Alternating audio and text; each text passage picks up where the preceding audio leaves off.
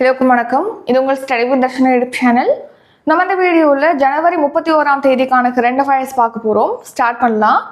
First question, hydrogen போக்குவரத்து குழாய்களை உருவாக்கிய இந்தியாவின் முதல் நிறுவனம் எது? Answer option C, Tata steel நிறுவனம். ஸோ பார்த்தீங்கன்னா இந்தியாவில் ஹைட்ரஜன் உற்பத்தி அதிகப்படுத்தணும் அப்படிங்கிறதுக்காக ஹைட்ரஜன் இயக்கம், அதாவது தேசிய பசுமை ஹைட்ரஜன் இயக்கமானது 2023 தொடங்கப்பட்டிருக்கு. ஸோ அதன்படி இந்த ஹைட்ரஜன் உற்பத்தியானது அதிகப்படுத்தப்பட்டு வருது நம்ம இந்தியாவில். ஸோ அதை எடுத்து இந்த ஹைட்ரஜனை இன்னொரு இடத்துக்கு இப்போது எண்ணெய்கள்லாம் ஏற்றுமதி செய்கிறாங்கன்னு வச்சுக்கோங்களேன், எண்ணெய் குழாய்கள் மூலமாக அனுப்பப்படுது எண்ணெய். ஸோ அதே மாதிரி ஹைட்ரஜனை கொண்டு செல்றதுக்காக அதுக்கான பைப்பை உருவாக்கியிருக்கு டாடா ஸ்டீல் நிறுவனம். ஸோ ஹைட்ரஜன் போக்குவரத்து குழாய்களை உருவாக்கிய இந்தியாவுடைய முதல் நிறுவனம் இந்த டாடா ஸ்டீல் நிறுவனம் தான். கவனிங்க, ஹைட்ரஜன் போக்குவரத்து குழாய்களை இப்போ டாடா ஸ்டீல் நிறுவனம் உருவாக்கியிருக்கு. இந்தியாவிலே இந்த பைப்ஸை உருவாக்கிய முதல் நிறுவனம் டாடா ஸ்டீல் நிறுவனம் தான். ஸோ அதாவது இந்த மாதிரி குழாய்களை உருவாக்கியிருக்காங்க. இதில் ஹைட்ரஜனை கொண்டு செல்ல முடியும். ஸோ நெக்ஸ்ட் பார்த்தீங்கன்னா நம்ம இந்தியாவில் ஹைட்ரஜன் உற்பத்தி மேற்கொள்றதுக்காக பசுமை ஹைட்ரஜன் இயக்கமானது தொடங்கப்பட்டிருக்கு. இது எப்போ ஸ்டார்ட் பண்ணாங்க? 2023. எத்தனை கோடி ரூபாயில் இந்த பசுமை ஹைட்ரஜன் இயக்கம் மேற்கொள்ளப்படுது அப்படின்னா 20,000 கோடி ரூபாய் மதிப்பீட்டில் இந்த பசுமை ஹைட்ரஜன் இயக்கமானது மேற்கொள்ளப்படுது. ஸோ இதன்படி பார்த்தீங்கன்னா 2030ஆம் ஆண்டுக்குள்ள 5 மில்லியன் மெட்ரிக் டன் பசுமை ஹைட்ரஜனை உற்பத்தி செய்யறதுக்கு இலக்கும் நிர்ணயிச்சிருக்காங்க. ஸோ பசுமை ஹைட்ரஜன் எதுக்காகனா, ஸோ அதை எரிபொருளாக பயன்படுத்தலாம். இப்போ நம்ம பெட்ரோல், டீசல் இது போன்றவற்றை தானே வாகனங்களில் பயன்படுத்துகிறோம். ஸோ அதுக்கு பதிலாக ஹைட்ரஜனை பயன்படுத்துறது, இது சுற்றுச்சூழலுக்கு உகந்தது. இந்த நிறைய நன்மைகள் இருக்கனால ஹைட்ரஜன் உற்பத்தி செய்யறதுக்கு முன்னெடுத்திருக்காங்க.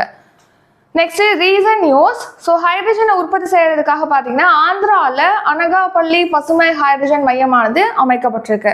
ஸோ நெக்ஸ்ட் நம்ம நாட்டிலே முதல் தனியார் ராணுவ விமான தயாரிப்பு ஆலை குஜராத் மாநிலத்தில் வதோதராவில் திறக்கப்பட்டிருக்கு. ஸோ இந்த ஆலையில் பார்த்தீங்கன்னா C295 அப்படிங்கிற விமானம் தான் உற்பத்தி செய்யப்படும். அடுத்து எலக்ட்ரோலைசர் மற்றும் பசுமை ஹைட்ரஜனை உற்பத்தி செய்யக்கூடிய ஆலையானது நம்ம தமிழ்நாட்டில் அமெரிக்காவுடைய ஓமியம் அப்படிங்கிற நிறுவனத்தினால அமைக்கப்பட இருக்கு. இதுக்கான ஒப்பந்தம் ரீசெண்டாக தான் கையொப்பமா இருக்கு. நெக்ஸ்ட், உலகின் உயரமான போர்க்களமான சியாச்சின்ல பார்த்தீங்கன்னா ரிலையன்ஸ் ஜியோ நிறுவனம் 4G 5G இணைய சேவைகளை வழங்கியிருக்காங்க முதன்முறையா. செகண்ட் கொஸ்டின், அகமது அல்ஷரா எந்த நாட்டின் அதிபராக நியமிக்கப்பட்டுள்ளார்? Answer Syria. ஸோ சிரியாவுடைய இடைக்கால அதிபராக அகமது அல்ஷரா இப்போ நியமிக்கப்பட்டிருக்காரு. அகமது அல்ஷரா என்பவர் பார்த்தீங்கன்னா ஹயாத் தஹ்ரீர் அல் ஷாம் அப்படிங்கிற ஒரு கிளர்ச்சி படையுடைய தலைவர் தான் இந்த அகமது அல்ஷரா என்பவர். ஸோ இவர் இப்போ சிரியாவுடைய இடைக்கால அதிபராக, தற்காலிக அதிபராக நியமிக்கப்பட்டிருக்காரு. ஸோ சிரியா எங்கே இருக்கு மேப்லனா இஸ்ரேல் பக்கத்தில் இருக்கு. ஸோ இங்கே இஸ்ரேல் இருக்கு, இந்த இடத்துல தான் காசா இருக்கும். ஸோ இஸ்ரேலுக்கும் காசாவுக்கும் இடையே தான் போர் நடக்குதுன்னு சொல்லிட்டு பார்த்துப்போம். அந்த போர் நிறுத்த ஒப்பந்தம் கையொப்பமாகி அந்த போர் இப்போ நிறுத்திருக்காங்க. அது மட்டும் இல்லாமல் இஸ்ரேலுக்கு பக்கத்தில் தான் இந்த இடத்துல லெபனான் இருக்கு. ஸோ இதான் லெபனான்ல உள்ள ஹிஸ்புல்லாக்கள் தான் இஸ்ரேல் மீது தாக்குதல் நடத்தினாங்க அப்படின்னு நம்ம பார்த்துருப்போம். ஸோ அந்த லெபனான் பக்கத்தில் தான் சிரியா இருக்கு. சிரியாவுடைய தலைநகரம் எதுனா டமாஸ்கஸ். சிரியாவுடைய தலைநகர் டமாஸ்கஸ். அதோடைய அதிபராக தான் இப்போ அல்ஷரா பொறுப்பேற்றிருக்காரு, இடைக்கால அதிபராக. Next reason news. ரிசர்வ் வங்கியுடைய புதிய ஆளுநராக சஞ்சய் மல்ஹோத்ரா இப்போ ரீசெண்டாக பொறுப்பேற்றிருக்காரு. அடுத்து ஜீன் இமானுவேல் ஒட்ராக என்பவர் பார்த்தீங்கன்னா புர்கினா பாசாவுடைய பிரதமராக பொறுப்பேற்றிருக்காரு. அடுத்து மைக்கேல் கவலிஷ்வலி ஜார்ஜியாவுடைய அதிபராக பொறுப்பேற்றிருக்காங்க. தேசிய மனித உரிமைகள் ஆணையத்துறை தலைவராக ராமசுப்ரமணியன் நியமிக்கப்பட்டிருக்காங்க. கிறிஸ்டோன் ஃப்ரோஸ்ட்ரோட்டிவ் என்பவங்க ஐஸ்லாந்து நாட்டுடைய பிரதமராக நியமிக்கப்பட்டிருக்காங்க. மகாராஷ்டிரா மாநிலத்துடைய புதிய முதலமைச்சராக தேவேந்திர ஃபட்னாவிஸ் இப்போ ரீசெண்டாக பொறுப்பேற்றிருக்காரு.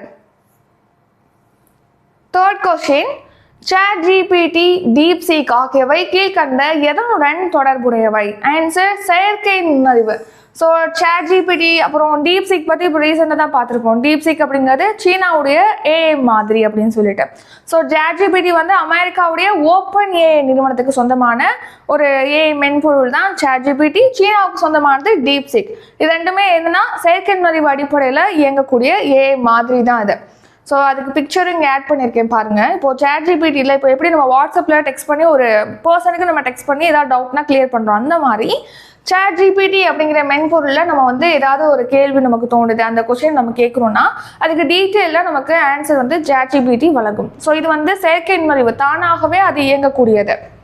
ஸோ நெக்ஸ்ட் பார்த்தீங்கன்னா அதே மாதிரி தான் சீனாவில் DeepSeek அப்படிங்கிற ஒரு AI மாதிரி உருவாக்கப்பட்டிருக்கு. ChatGPT மாதிரியே தான் இதுவும் இயங்கும். ஸோ அதுக்கு நிகரான வேலையை இதுவும் பண்ணும். இது சீனாவில் உருவாக்கப்பட்டிருக்கு. ஸோ இப்போ ChatGPT DeepSeek மாதிரியே நம்ம இந்தியாவுக்குன்னு சொந்தமாக ஒரு AI மாதிரியானது உருவாக்கப்படும் அப்படின்னு சொல்லிட்டு இப்போ மத்திய அமைச்சர் அஸ்வினி வைஷ்ணவ் வந்து தெரிவிச்சிருக்காங்க. ஸோ இதுக்காக பார்த்தீங்கன்னா நம்ம நாட்டில் வந்து AI கணினி உள்கட்டமைப்பில் 10,000 GPUக்களை செயல்படுத்துறதுக்கான இயக்கமானது செயல்படுத்தப்படும். ஸோ அந்த இயக்கம் 10,732 கோடி ரூபாயில் வந்து செயல்படுத்தப்படும். அதுக்காக இவ்வளவு ரூபாய் வந்து மத்திய அரசு நிதி ஒதுக்குறாங்க அப்படின்னு சொல்லிட்டு தெரிவிச்சிருக்காங்க Ashwini Vaishnaw. Next 4th question, Rafale போர் விமானங்களை இந்தியா எந்த நாட்டிடமிருந்து வாங்க உள்ளது? Answer France. ஸோ பிரான்ஸ் நாட்டுக்கிட்டேருந்து இப்போ இந்தியா பார்த்தீங்கன்னா ரஃபேல் போர் விமானங்கள், அதாவது இந்திய கடற்படைக்காக பிரத்யேகமாக பயன்படுத்துவதற்காக ரஃபேல் போர் விமானங்களை வந்து வாங்க போறாங்க. எத்தனை விமானங்கள் அப்படின்னா 26 ரஃபேல் போர் விமானங்களை வாங்க போறாங்க. அதோட ஒரு 3 ஸ்கார்பியன் ரக நீர்மூழ்கி கப்பலும் வாங்க போறாங்க. இது ரஃபேல் போர் விமானம், இது ஸ்கார்பியன் ரக நீர்மூழ்கி கப்பல். ஸோ இதை வந்து எந்த நாட்டுக்கிட்டேருந்து வாங்க போறாங்க? பிரான்ஸ் நாட்டுக்கிட்டேருந்து வாங்க போறாங்க. இதுக்கான ஒப்பந்தம் வந்து விரைவில் கையொப்பமாகும் அப்படின்னு சொல்லி தெரிவிச்சிருக்காங்க. நெக்ஸ்ட் பாத்தீங்கன்னா பிரான்ஸ் நாட்டுடைய அதிபராக யார் இருக்காங்க அப்படின்னா இமானுவேல் மேக்ரான் தான் பிரான்ஸ் நாட்டுடைய அதிபர். ஸோ இந்த ரஃபேல் போர் விமானங்களுக்கு இல்லையா, இது வந்து INS விக்ராந்த் போர்க்கப்பல்லேருந்து இயக்கும் வகையில் வாங்குறதுக்கு திட்டமிட்டிருக்காங்க. INS விக்ராந்த் அப்படிங்கிறது நம்ம இந்தியாவில் உள்நாட்டிலே உருவாக்கப்பட்ட இந்தியாவுடைய முதல் விமானம் தாங்கி போர்க்கப்பல் தான் INS விக்ராந்த் அப்படிங்கிறது. நெக்ஸ்ட் வந்து ரீசன் நியூஸ், இப்போ ஹிந்துஸ்தான் ஏரோநாட்டிக்ஸ் லிமிடெட் நிறுவனத்திலிருந்து பார்த்தீங்கன்னா சுஹோய் விமானங்களை வாங்குறதுக்கு நம்ம பாதுகாப்பு அமைச்சகம் ஒப்பந்தம் மேற்கொண்டிருக்காங்க. அடுத்து LND அதாவது லார்சன் அண்ட் டியூப்ரோ நிறுவனத்துக்கிட்டேருந்து K9 வஜ்ரா பீரங்கிகளை வாங்குறதுக்கு இப்போ ஒப்பந்தம் மேற்கொள்ளப்பட்டிருக்கு. அடுத்து அமெரிக்கா கிட்டேருந்து MH-60R ரக ஹெலிகாப்டர்களுடைய உபகரணங்களை வாங்குறதுக்கான ஒப்பந்தமானது மேற்கொள்ளப்பட இருக்கு. அதுக்கான முயற்சிகள் மேற்கொள்ளப்பட்டு வருது. அடுத்த 5வது கேள்வி, சமீபத்தில் ஓய்வை அறிவித்த மனோஜ்குமார் கீழ்கண்ட எந்த விளையாட்டுடன் தொடர்புடையவர்? ஆன்சர் குத்துச்சண்டை. ஸோ சமீபத்தில் பார்த்தீங்கன்னா குத்துச்சண்டை வீரர், இந்திய குத்துச்சண்டை வீரர், இவர் வந்து காமன்வெல்த் போட்டிகளில் இந்தியாவுக்கு தங்கப்பதக்கம் வின் பண்ணியிருக்காரு. 2010 டெல்லியில் காமன்வெல்த் விளையாட்டு போட்டி நடந்துச்சு. ஸோ அதில் இவர் தங்கப்பதக்கம் வின் பண்ணியிருக்காரு. இவர் இப்போ குத்துச்சண்டை விளையாட்டுலேருந்து ஓய்வு பெறுவதாக அறிவிச்சிருக்காரு. ஸோ மனோஜ்குமார் இவர் தான். ஸோ இவர் பார்த்தீங்கன்னா காமன்வெல்த்தில் 2 பதக்கம் வின் பண்ணியிருக்காரு. ஒன்று வந்து 2010 டெல்லியில் நடந்த காமன்வெல்த் விளையாட்டு போட்டியில் தங்கப்பதக்கம் வின் பண்ணியிருக்காரு. நெக்ஸ்ட் 2018 நடைபெற்ற கோல்டு கோஸ்ட் காமன்வெல்த் விளையாட்டு போட்டியில் வெண்கல பதக்கம் வின் பண்ணியிருக்காரு. ஸோ காமன்வெல்த்தில் 2 பதக்கம் வின் பண்ணியிருக்காரு. ஸோ அதன் மூலமாக காமன்வெல்த் விளையாட்டு போட்டியில் 1க்கும் மேற்பட்ட பதக்கங்களை வின் பண்ண 2வது இந்தியர் அப்படிங்கிற பெருமையை இவர் பெற்றிருக்காரு. மற்றொரு இந்தியர் யாருன்னா விஜயேந்தர் சிங் என்பவர் தான் அந்த முதல் இந்தியர். ஸோ நெக்ஸ்ட் பார்த்தீங்கன்னா இவர் ஆசிய சாம்பியன்ஷிப் போட்டியில் 2 தடவை வெண்கல பதக்கமும் வின் பண்ணியிருக்காரு. இவருக்கு அர்ஜுனா விருதும் வழங்கப்பட்டிருக்கு. இப்போ இவர் ஓய்வு அறிவிச்சிருக்காரு. ரீசனாக பார்த்தீங்கன்னா மார்டின் கப்டில், நியூசிலாந்து கிரிக்கெட் வீரர் மார்டின் கப்டில் வந்து சர்வதேச கிரிக்கெட்டிலிருந்து ஓய்வு பெறுவதாக அறிவிச்சிருக்காரு.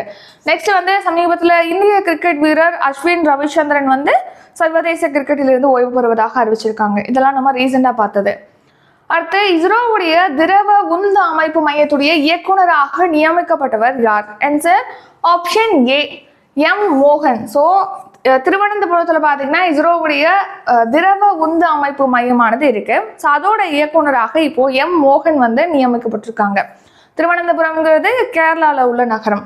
ஸோ கேரளாவின் திருவனந்தபுரத்தில் இருக்கக்கூடிய திரவ உந்து அமைப்பு மையத்துடைய தலைவராக மோகன் வந்து நியமிக்கப்பட்டிருக்காங்க. நெக்ஸ்ட் இஸ்ரோவுடைய தலைவராக நாராயணன் இருக்காரு. ஸோ இவர் வந்து நம்ம தமிழ்நாட்டுடைய கன்னியாகுமரியை சேர்ந்தவர் அப்படின்னு சொல்லிட்டு ரீசெண்டாக பார்த்துருப்போம். இப்போ நியமிக்கப்பட்டிருக்காங்களே திருவனந்தபுரத்தில் இருக்கக்கூடிய மையத்துடைய தலைவராக மோகன், அவர் வந்து ஆலப்புழாவை சேர்ந்தவர். நெக்ஸ்ட் ரீசன் நியூஸ், BCCI அதாவது இந்திய கிரிக்கெட் கட்டுப்பாட்டு வாரியத்துடைய புதிய தலைவராக தேவஜித் சைக்கியா வந்து நியமிக்கப்பட்டிருக்காங்க புதிய செயலாளராக. நெக்ஸ்ட் சிஆர்பிஎஃப் அதாவது சென்ட்ரல் ரிசர்வ் போலீஸ் ஃபோர்ஸ் உடைய தலைமை இயக்குநராக ஞானேந்திர பிரதாப் சிங் வந்து ரீசெண்டா நியமிக்கப்பட்டிருக்காங்க. அடுத்து பிஎஸ்எஃப் அதாவது பார்டர் செக்யூரிட்டி ஃபோர்ஸ் எல்லை பாதுகாப்பு படையுடைய கூடுதல் தலைமை இயக்குநராக மகேஷ் குமார் அகர்வால் நியமிக்கப்பட்டிருக்காரு. அடுத்து இஸ்ரேலுடைய தூதராக இஸ்ரேலுக்கான இந்திய தூதராக ஜிதேந்தர் பால் சிங் வந்து ரீசெண்டா நியமிக்கப்பட்டிருக்காங்க. நெக்ஸ்ட் 7வது கேள்வி, சமீபத்தில் எந்த நாட்டில் சர்ச்சையை ஏற்படுத்திய இணையதள கட்டுப்பாட்டு மசோதா நிறைவேற்றப்பட்டுள்ளது?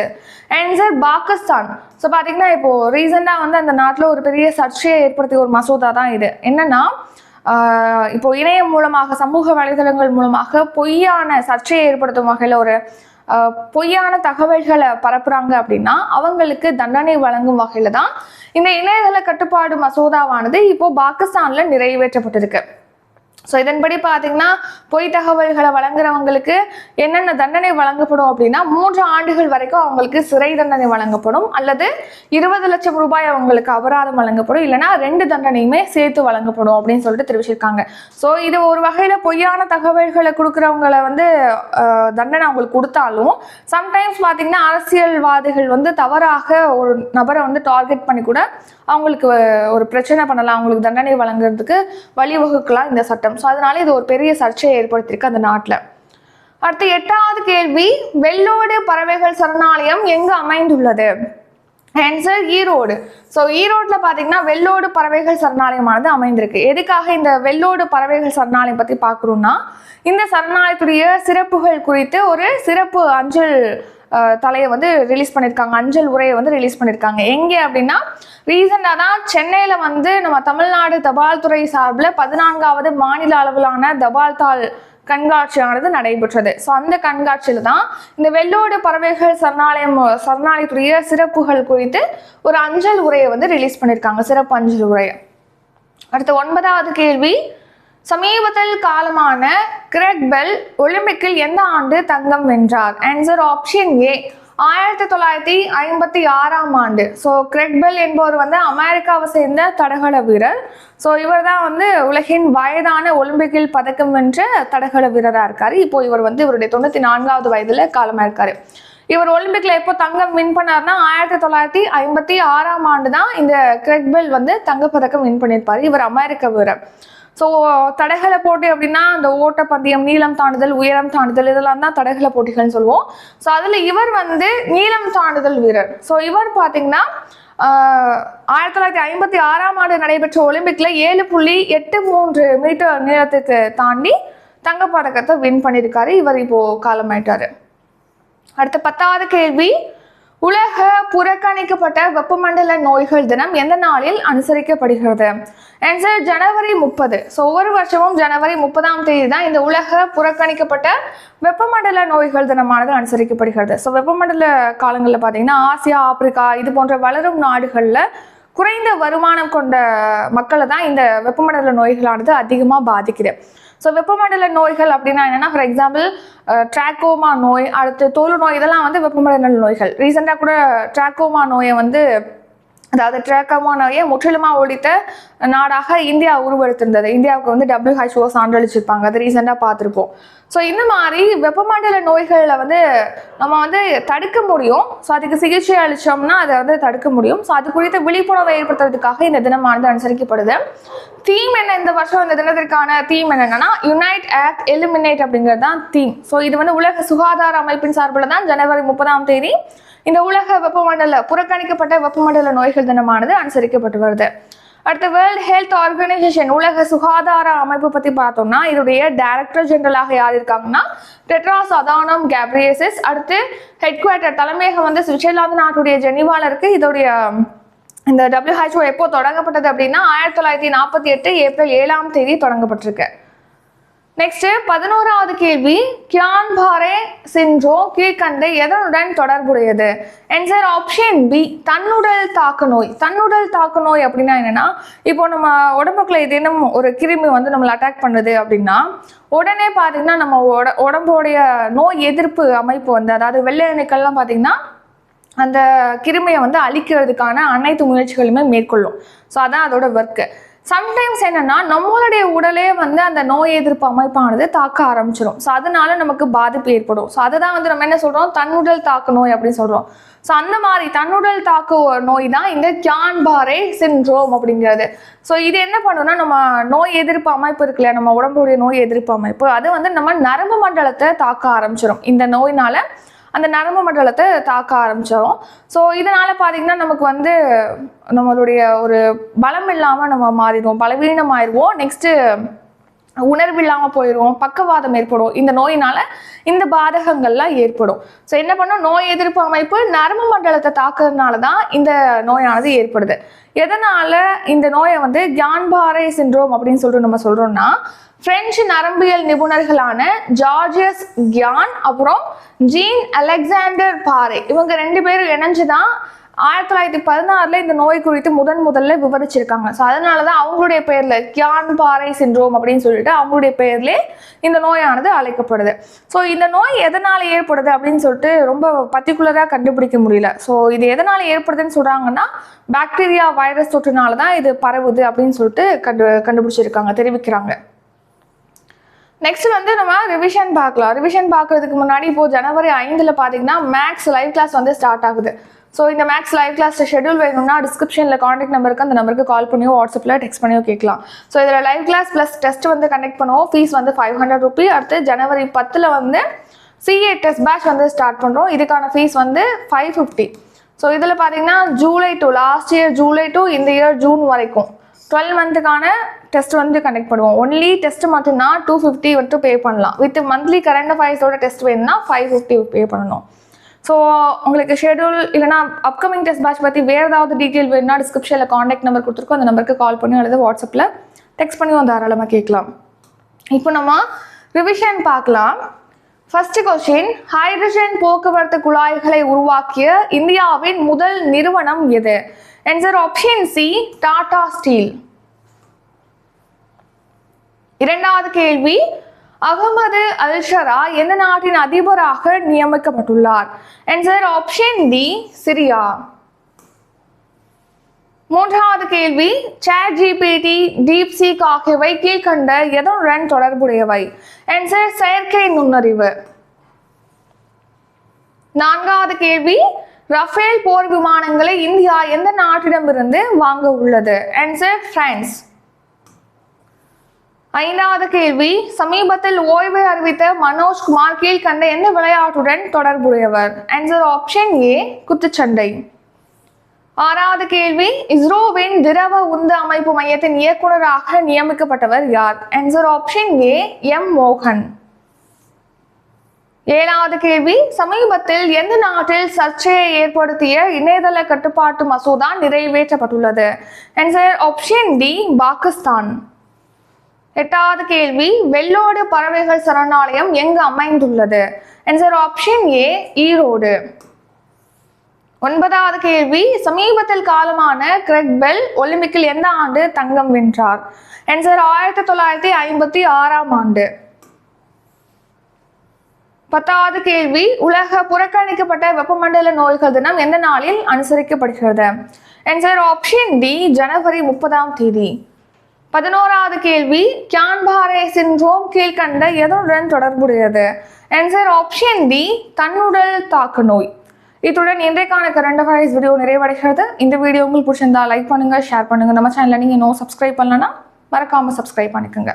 நன்றி, வணக்கம்.